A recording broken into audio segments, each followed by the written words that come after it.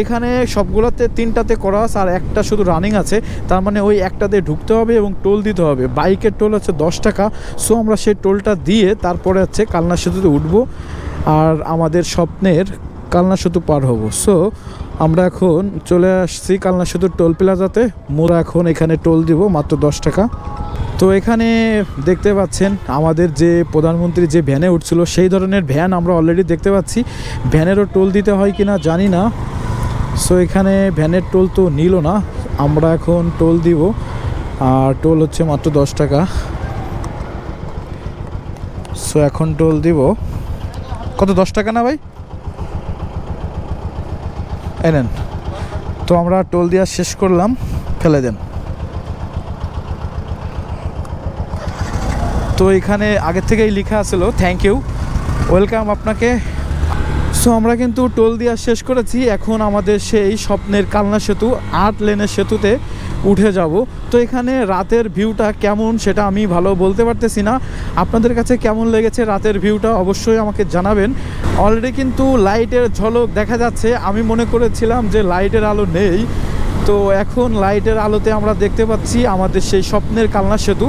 এরকম একটা সেতু দেখলে যে কারোরই ভালো লাগবে, দ্যাটস ওয়াই আমারও ভালো লাগতেছে। আপনারা এই সৌন্দর্যটা উপভোগ করার জন্য পুরো ভিউটা দেখুন, তাহলে বুঝতে পারবেন যে আসলে আমি কালনা সেতুকে সুন্দর বলেছি, এটা আমার ভুল নাকি সঠিক আছে।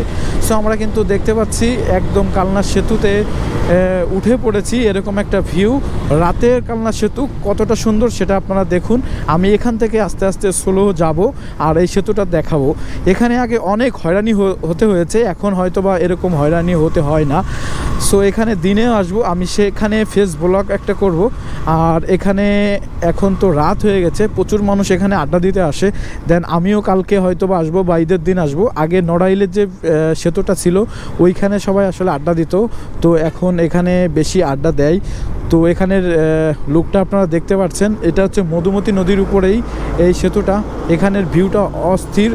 আর এই সেতুর কথা যদি বলতে যাই, এখানে আমি নিজে দেখেছি আমার সামনে ফেরির থেকে একটা গাড়ি পড়ে গেছে, বা ফেরিতে উঠতে যে মানে গাড়িটা পাশে নেমে গেছে, মানে বিভিন্ন ধরনের হয়রানির শিকার এখানে হতে হয়েছে। গোপালগঞ্জ এবং নড়াইলের মাঝখানে আছে সেতু অবদান রেখেছে, এটা আপনাদের কাছে প্রশ্ন রেখে গেলাম যে শেখ হাসিনা, আমাদের প্রধানমন্ত্রী শেখ হাসিনা অবদানটা রেখেছে নাকি মাশরাফি বিন মুর্তজা?